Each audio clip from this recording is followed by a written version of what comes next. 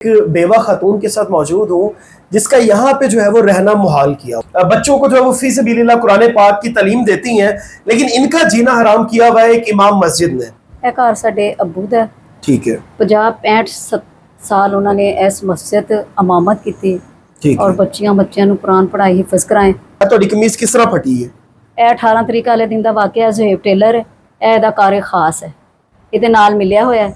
ਪਤਾ ਨਹੀਂ ਕੀ ਗਲਤ ਟੀਕੇ ਲਵਾ ਕੇ ਦਵਾਈ ਗਲਤ ਦਵਾ ਕੇ ਔਰ ਉਹਨਾਂ ਨੂੰ ਖਤਮ ਕਰ ਦਿੱਤਾ। ਉਸ ਤੋਂ ਬਾਅਦ ਇਹ ਮੇਰੀ ਤਰਫ ਆ ਗਏ ਨੇ ਕਿ ਹੁਣ ਇੱਕ ਬਚੀ ਹੈ, ਇਹਨੂੰ ਮਾਰੋ ਕੁੱਟੋ ਜ਼ੁਲਮ ਜ਼ਿਆਦਤੀਆਂ ਕਰੋ, ਕੱਪੜੇ ਫਾੜੋ, ਇਹ ਖੁਦ ਹੀ ਚਲੀ ਜਾਏਗੀ। ਉਹ ਕਬਜ਼ਾ ਕਰਨਾ ਚਾਹੁੰਦੇ ਨੇ ਇਸ ਘਰ ਤੇ, ਆਪਣੇ ਬੇਟੇ ਨੂੰ ਦੇਣਾ ਉਹਨੇ, ਜਾਂ ਖੁਦ ਲੈਣਾ ਜਾਂ ਖੁਦ ਕਿਰਾਏ ਤੇ ਦੇਣਾ। ਇਹ ਸਾਰੀਆਂ ਦੁਕਾਨਾਂ ਨੇ, ਇਹ ਮਕਾਨ ਨੇ, ਮਦਰਸਾ ਹੈ, ਮਸਜਿਦ ਹੈ। ਇਹ ਖਾ ਕੇ ਇਹਦਾ ਪੇਟ ਨਹੀਂ ਭਰਦਾ, ਇਹਦੀ ਨੀਅਤ ਨਹੀਂ ਭਰਦੀ। ਔਰ ਮੇਰੇ ਕੋਲ ਦਰਖਾਸਤਾਂ ਵੀ ਨੇ, लेकिन शफीकाबाद में जानी है, दरखास्त देनी है, लेकिन कोई नहीं सुनते, जाके उत्थे पैसे चला देता है। बेटा कौन आपकी मामा को मारता है? अब मुफ्ती मांगा, कोई मांगा। मुफ्ती है कोई? मुफ्ती है, और ये टेलर का नाम है। ये जो टेलर है कोई? हाँ जी। आपको भी मारने की कोशिश कर रहे थे वो? हाँ जी। क्या कहते थे आपको? मार के फेंक के। मार के फेंक देंगे? हाँ जी। पहले ऊपर वाले वार्डों में थे, फिर नीचे ला के इन्होंने पापा को मार दिया। इन्होंने आपकी मामा को जब मार रहे थे आपने मना किया था कि आप मेरी मामा को क्यों मार रहे हो?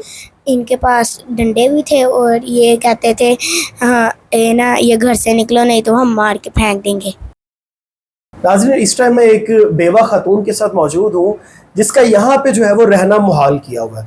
मतलब कि जो ये जगह है महकमा औकाफ की है, एक प्रोसीजर होता है, ये काफ़ी सालों से यहाँ पे रह रहे हैं। इनके जो हस्बैंड हैं, उनके जो आगे वालिद है, उनकी ये मस्जिद थी, उन्होंने मस्जिद बनवाई और प्रॉपर तरीके से जो है वो यहाँ पे रिहाइश पजीर थे और लोगों को सिखाते भी थे। ये खुद भी खातून, ये देखें, बच्चों को जो है वो फी सबीलिल्लाह कुरान पाक की तालीम देती हैं, लेकिन इनका जीना हराम किया हुआ है एक इमाम मस्जिद ने, जो यहाँ पे नमाज भी पढ़ाते हैं, लेकिन इनके वो आके कपड़े फाड़ देते हैं, इन पे तशद्दुद करते हैं, इनको मारते पीटते हैं और कहते हैं कि इस घर से निकल जाओ वरना तुम्हें हम छोड़ेंगे नहीं। FIR भी इन्होंने करवाई और जहां जहां पे भी इनको बुलाया जाता है, पुलिस स्टेशन भी जाते हैं। ये थाना शफीकाबाद का जो है वो इलाका है, ये वहां पे जाती हैं, लेकिन इनकी सुनी नहीं जाती। इनसे बात करके जानूंगा सारा मामला क्या। अस्सलाम वालेकुम बाजी। वालेकुम सलाम। अच्छा बाजी, मैं दसो ए घर जो रहेगा किंदा हैगा, तुहानू क्यों नहीं रहन दे रहे थे? ਇਹ ਘਰ ਸਾਡੇ ਅੱਬੂ ਦਾ ठीक है, 50-65 ਸਾਲ ਉਹਨਾਂ ਨੇ ਇਸ ਮਸਜਿਦ ਇਮਾਮਤ ਕੀਤੀ ठीक ਔਰ है। ਬੱਚਿਆਂ ਨੂੰ ਕੁਰਾਨ ਪੜ੍ਹਾਈ ਹਿਫਜ਼ ਕਰਾਏ। ਇਹ ਮਦਰਸਾ ਮਸਜਿਦ ਉਹਨਾਂ ਕੋਲ ਹੀ ਸੀ। ਔਰ ਮੀਟਰ ਮੇਰੇ ਵਾਲਿਦ ਸਾਹਿਬ ਦੇ ਨਾਮ ਹੈ ਗੈਸ ਦਾ, ਔਰ ਠੀਕ ਹੈ। ਬਿਜਲੀ ਦਾ ਮੀਟਰ ਮੇਰੇ ਮੀਆਂ ਦੇ ਨਾਮ ਹੈ। ਉਹ ਕੌਣ ਮੁਫਤੀ ਸਾਹਿਬ ਨੇ ਜਿਹੜੇ ਤੁਸੀਂ ਕਹਿ ਰਹੇ ਹੋ, ਕੋਈ ਮੁਫਤੀ ਹੈਗੇ ਨੇ, ਕੋਈ ਇਮਾਮ ਮਸਜਿਦ ਨੇ, ਸਾਨੂੰ ਇੱਥੇ ਰਹਿਣ ਨਹੀਂ ਦੇ ਰਹੇ? ਤੁਹਾਡੇ ਕਿਹੜੇ ਕਮੀਜ਼ ਇਹਦਾ ਹਾਊਸ ਹੈਗਾ? ਇਹ ਕਸ਼ਮੀਰ ਤੋਂ ਆਇਆ ਮੌਲਵੀ। ਇਹ ਹਾਊਸ ਹੈ ਜਿਹੜੀ ਕਮੀਜ਼ ਤੁਸੀਂ ਆਪਣੀ ਨਾਲ ਫੜੋ ਕਮੀਜ਼ ਹੈ, ਕੀ ਇਹ ਤੁਹਾਡੀ ਕਮੀਜ਼ ਕਿਸ ਤਰ੍ਹਾਂ ਫਟੀ ਹੈ? ਇਹ 18 ਤਰੀਕ ਵਾਲੇ ਦਿਨ ਦਾ ਵਾਕਿਆ ਜ਼ੁਹੇਬ ਟੇਲਰ ਹੈ, ਇਹ ਇਹਦਾ ਕਾਰ ਖਾਸ ਹੈ, ਇਹਦੇ ਨਾਲ ਮਿਲਿਆ ਹੋਇਆ ਹੈ। ਇਹ ਉਹਨੂੰ ਅੱਗੇ ਲਾ ਦਿੰਦਾ ਔਰ 4-4 ਮਹੀਨੇ ਦਾ ਕਿਰਾਇਆ ਨਹੀਂ ਲੈਂਦਾ ਉਹਦੇ ਕੋਲ, ਔਰ ਮਸਜਿਦ ਦੀ ਵਾਸ਼ਰੂਮ ਦੇ ਉੱਤੇ ਕਬਜ਼ਾ ਕਰਕੇ ਬੈਠਾ ਹੈ ਔਰ ਚਰਸ ਪਾਊਡਰ ਦਾ ਵੀ ਕੰਮ ਕਰਦਾ ਔਰ ਇਹਦੇ ਨਾਲ ਮਿਲ ਕੇ ਸਾਡੇ ਤੇ ਹਮਲੇ ਕਰਦਾ ਔਰ ਜ਼ਿਆਦਤੀਆਂ ਕਰਦਾ। ਅੱਛਾ, ਤੁਹਾਨੂੰ ਕੁੱਟਿਆ ਕਿਉਂ ਹੈ ਉਹਨੇ? ਇਹਦੇ ਕਹਿਣ ਤੇ, ਮਤਲਬ ਵਜ੍ਹਾ ਵੀ ਤੇ ਕੋਈ ਹੋਏਗੀ ਇਹ ਨਾ। ਮਕਾਨ ਵਾਸਤੇ ਕਿ ਔਰਤ ਚਲੀ ਜਾਏ ਇੱਥੋਂ। ਅੱਛਾ, ਮਕਾਨ ਖਾਲੀ ਮੀਆਂ ਮੇਰਾ ਕਰੋ। ਮਾਰ ਦਿੱਤਾ ਇਹਨਾਂ ਨੇ, ਜਾਣ ਕੇ ਮਾਰਿਆ ਮੇਰੇ ਮੀਆਂ ਨੂੰ। ਹਸਪਤਾਲ ਜਾ ਕੇ ਡਾਕਟਰਾਂ ਨਾਲ ਮਿਲ ਕੇ ਪਤਾ ਨਹੀਂ ਕੀ ਗਲਤ ਟੀਕੇ ਲਵਾ ਕੇ ਦਵਾਈ ਗਲਤ ਦਵਾ ਕੇ ਔਰ ਉਹਨਾਂ ਨੂੰ ਖਤਮ ਕਰ ਦਿੱਤਾ। ਉਸ ਤੋਂ ਬਾਅਦ ਇਹ ਮੇਰੀ ਤਰਫ ਆ ਗਏ ਨੇ ਕਿ ਹੁਣ ਇੱਕ ਬਚੀ ਹੈ, ਇਹਨੂੰ ਮਾਰੋ ਕੁੱਟੋ, ਜ਼ੁਲਮ ਜ਼ਿਆਦਤੀਆਂ ਕਰੋ, ਕੱਪੜੇ ਫਾੜੋ, ਇਹ ਖੁਦ ਹੀ ਚਲੀ ਜਾਏਗੀ। ਔਰ ਬਾਰ-ਬਾਰ ਲੋਕਾਂ ਨੂੰ ਕਹਿੰਦਾ 2 ਲੱਖ ਲੈ ਲਓ, ਮੇਰੀ ਬੀਬੀ ਨਾਲ ਸੁਲ੍ਹਾ ਕਰਾ ਦਿਓ, 2 ਲੱਖ ਲੈ ਲਓ, ਇਹਨੂੰ ਇੱਥੋਂ ਕੱਢ ਦਿਓ। ਕਿਹਦੇ ਵਾਸਤੇ ਬੈਠੀ ਹੈ, ਕਿਉਂ ਬੈਠੀ ਹੈ? ਔਰ ਸਾਡੇ ਕਨੈਕਸ਼ਨ ਵੀ ਚੋਰੀ ਕੀਏ ਨੇ ਗੈਸ ਔਰ ਦੇਖੋ। ਵਜ੍ਹਾ ਕੀ ਬਣ ਤੁਹਾਨੂੰ ਇਸ ਘਰ ਤੋਂ ਕੱਢਣਾ ਕਿਉਂ ਚਾਹੁੰਦੇ ਨੇ?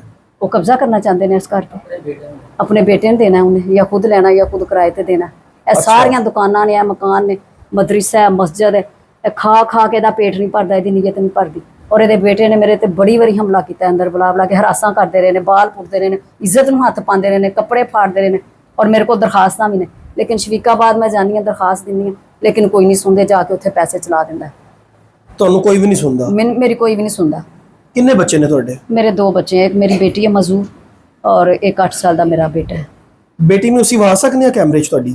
जी बेटा इधर आना जरा। नाजरीन ये देखें, मैं ये दिखाना इसलिए जरूरी है कि ये जो खातून मेरे साथ मौजूद है, इनकी माजूर बेटी है और साढ़े अब्बा जी जो चल भी नहीं सकती बेचारी, जो चल भी नहीं सकती।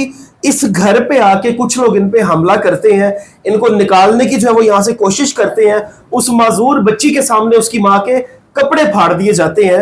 मैं इस बात पे हैरान हूँ कि राम ये देखें, ये दिखाएं, ये बच्ची को दिखाएं, ये बच्ची जो है वो चलती हुई आ रही है। ये इससे बात भी करके मैं जानूंगा। बैठ अस्सलाम वालेकुम बेटा। मांगा बेटा कैसी हो, ठीक हो आप? हाँ अंकल की बेटा कौन आपकी मामा को मारता है? और मुक्की मांगा गोई मांगा मुफ्ती है कोई? हाँ मुफ्ती जी है, और ये टेलर का नाम है। ये ये जो टेलर है कोई, हाँ जी वो क्यों आपको आके मारते हैं पगन की मरीना कि ये मकान छोड़ दो? हाँ जी करेगी वो तो आपने कहा नहीं अंकल आप मेरी मम्मा को क्यों मार रहे हैं? नहीं गया के कहा था आपने? हाँ जी नहीं सुनी उन्होंने बात? नहीं आपको भी मारने की कोशिश कर रहे थे वो? हाँ जी क्या कहते थे आपको?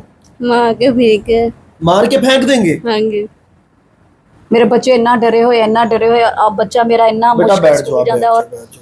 मैं बड़ी परेशान हाँ, और मैं कोई मेहनत मजदूरी भी नहीं कर सकती अपने बच्चों की वजह तो, कि इन्हों कोई नुकसान ना पहुंचा दें, मेरे बच्चों को अगवा ना करके ले जान, मेरी बेटी का कोई नुकसान ना कर दें। ਤੁਹਾਡੀ ਬੱਚੀ ਕਹਿ ਰਹੀ ਕਿ ਮੈਨੂੰ ਕਹਿੰਦੇ ਨੇ ਮਾਰ ਕੇ ਫੈਂਕ ਦੇਂਗੇ। हाँ जी, सारे कहते हैं मेरे बेटे बच्चे सारा कुछ देखते हैं जिस तरह मेरे ते हमला करते हैं, और इन्नी बारी अंदर बुलाया मैनू ये बेटे ने, बेटा, हरासा वो करते एक ਤੁਹਾਡਾ रहे। बेटा भी क्या? इधर आओ आप, इस्लाम लो बेटा कैसे हो, ठीक हो आप? मुझसे बोलो। क्या कहते हैं अंकल? ये आते हैं मारते हैं, कहते हैं ये घर से निकलो नहीं तो मार के तुम लोग को फेंक देंगे। कहते हैं ये निकलो, ये कहते हैं बाहर निकलो। और इन्होंने मेरे पापा को क्या भी किया? पापा को भी मार दिया इसी रूम में। पहले ऊपर वाले वार्डों में थे, फिर नीचे ला के इन्होंने पापा को मार दिया। इन्होंने आपकी मम्मा को जब मार रहे थे आपने मना किया था कि आप मेरी मम्मा को क्यों मार रहे हो? इनके पास डंडे भी थे और ये कहते थे हाँ ये ना ये घर से निकलो नहीं तो हम मार के फेंक देंगे। आपने कहा था अंकल आप मेरी मम्मा को ना मारो? कहा था। क्या कहते थे? कहते तुम चुप करो, तुम छोटे हो भी, तुमको नहीं ये पता।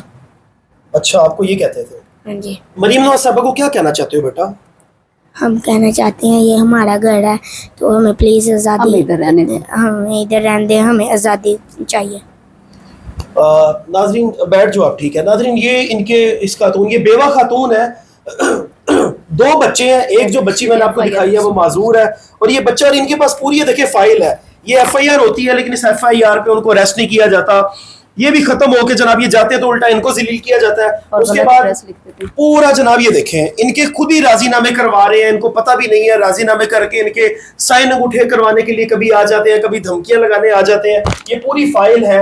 इनके ससुर ने ये सारा कुछ बनाया, ये पूरी मस्जिद बनाई, उन्हीं के शागिर्द वो बने, और आगे आके इमामत करवाने के बाद इनको इस घर से जो है वो निकालने पे ये तुले। और मैंने ये सुना कि ये बता रही थी कि पूरे जो मोहल्ले में जो दुकानें हैं उनसे किराया भी वो खुद ले रहे हैं, उनके आगे कारें खास है जो हमें नुकसान पहुंचाते हैं। मतलब कि पूरी जगह पे वो कब्जा करना चाहते हैं, जबकि जगह तो ये गवर्नमेंट की है, महकमा औकाफ की है। जो लोग बैठे होते हैं एक माकूल सा किराया देना होता है, एक लॉ एंड ऑर्डर होता है, एक प्रोसीजर होता है। कोई एक बंदा जो है वो इनसे आगे मकान खाली नहीं करवा सकता, ये गवर्नमेंट के काम है। लेकिन वो जो भाईजान है उनका नाम क्या है बाजी जो आपको मौलवी खाली जड़ा करवा है, दे? मौलवी का नाम है मोहम्मद नीफ, ਉਹਦੇ बेटे का नाम है नवीद, और है टेलर ਜ਼ੇਬ टेलर। ਇਹ ਤਿੰਨ ਬੰਦੇ ਹੈਗੇ ਨੇ ਮੇਨ। ਇਹਨਾਂ ਦੇ ਨਾਲ ਹੋਰ ਵੀ ਬੰਦੇ ਨੇ। ਮੈਂ ਚਾਹੁੰਦਾ ਤੁਸੀਂ ਮਰੀਮ ਨਵਾਜ਼ ਸਾਹਿਬਾ ਨੂੰ ਕੋਈ ਪੈगाम ਦੇ ਦਿਓ। ਇਹਨਾਂ ਦੇ ਨਾਲ ਪੂਰਾ ਹੋਰ ਵੀ ਇਹਨਾਂ ਦੇ ਹੈ ਨੇ।